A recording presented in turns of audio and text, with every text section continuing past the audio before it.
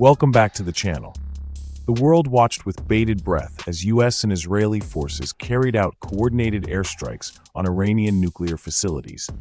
But the question that now haunts policymakers and analysts alike is this: can Iran still go nuclear? And how effective were these strikes in halting Tehran's ambitions? In this in-depth report, we cut through the headlines to examine the facts, the fallout, and the future of Iran's nuclear program.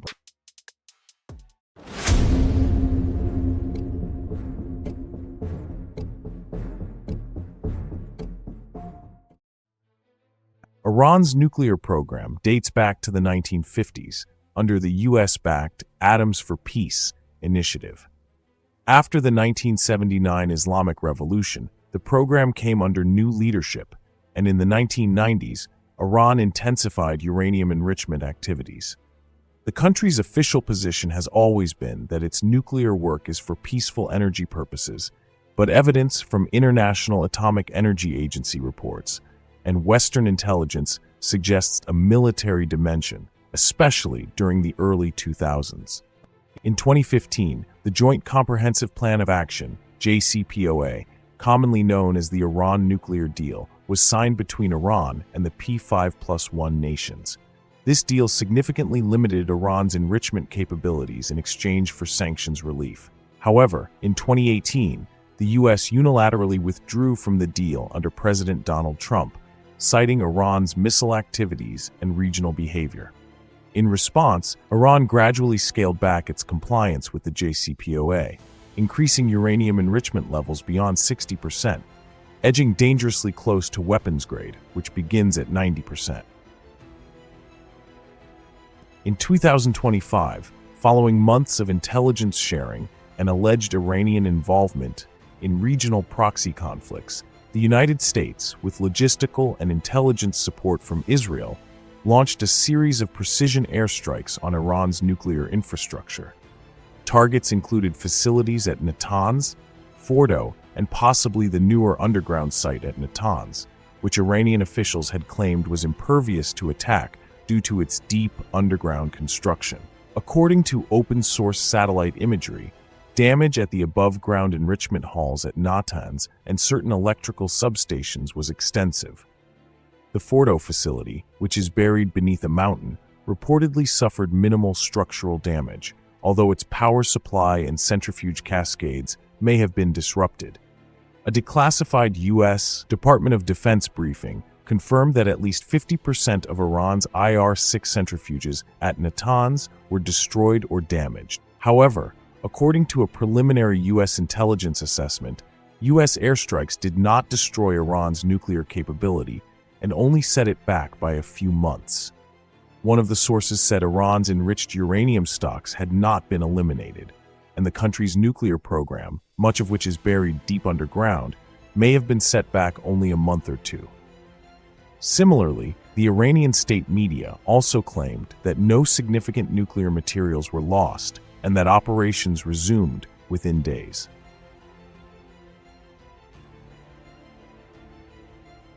Militarily, the airstrikes demonstrated advanced U.S. precision strike capabilities and exposed the vulnerability of Iran's nuclear infrastructure, even hardened sites. However, strategically, the picture is more complex. According to David Albright, a former UN weapons inspector and founder of the Institute for Science and International Security, while the strikes likely set Iran's program back by 6 to 18 months, they did not destroy its nuclear knowledge, nor did they eliminate its ability to rebuild. Iran has mastered the complete nuclear fuel cycle and has a robust scientific base. Thousands of centrifuges may have been damaged, but Iran retains the blueprints, the engineers, and the uranium stockpile to resume production. In fact, experts argue that such strikes may even accelerate Iran's push toward nuclear weapons as a deterrent, much like North Korea's path after similar international pressure. Moreover, the effectiveness of the strikes must also be assessed in terms of political cost. The Iranian leadership has used the attacks to rally domestic support, portray itself as a victim of foreign aggression, and crack down on internal dissent. Supreme Leader Ayatollah Khamenei stated that Iran would respond in kind and that enrichment activities would now continue with greater urgency. In May 2025, IAEA inspectors were expelled, cutting off vital transparency mechanisms. Despite the tactical damage inflicted, the answer is yes, Iran can still go nuclear. As of mid-2025, Iran is believed to possess enough enriched uranium, reportedly over 100 kilograms enriched above 60%, to manufacture at least one nuclear weapon in a matter of weeks if it decides to break out. The real limitation lies in weaponization, designing a reliable nuclear warhead, miniaturizing it for delivery on a missile, and conducting potential underground tests, all of which are time-consuming and detectable to some degree. According to the IAEA's March 2025 report, prior to the strikes, Iran was enriching uranium at both Natanz and Fordow with advanced centrifuges. Post-strike reconstruction may take time, but deep underground sites, such as the one recently detected near Natanz, are reportedly designed to withstand bunker buster bombs.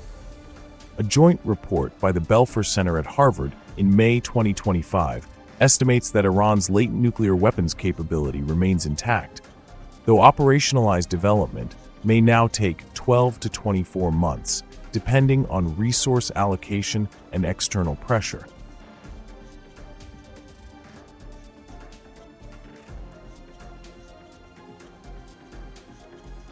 The strikes have further destabilized an already volatile region. Iranian proxies in Iraq, Syria, and Yemen have since launched retaliatory drone and missile attacks against U.S. and Israeli interests, raising fears of a broader Middle East conflict.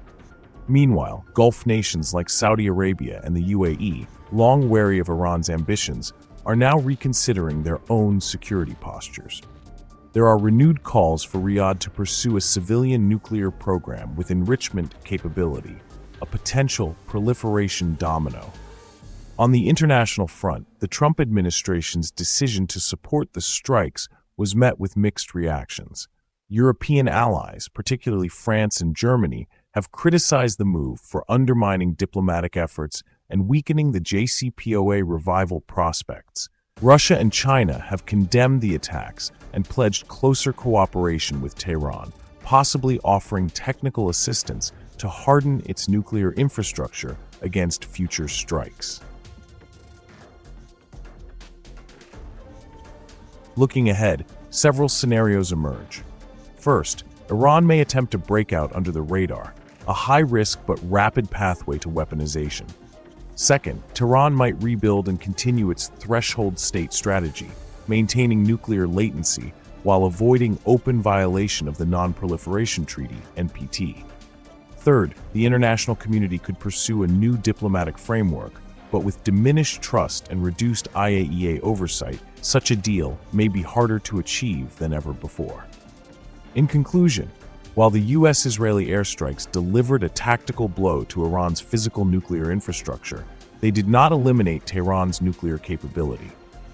Iran retains the scientific, technical, and material resources to eventually build a bomb. Whether it chooses to do so depends on a volatile mix of internal politics, regional dynamics, and international diplomacy. One thing is clear: the Iranian nuclear issue is far from over, and the next chapter may be even more unpredictable.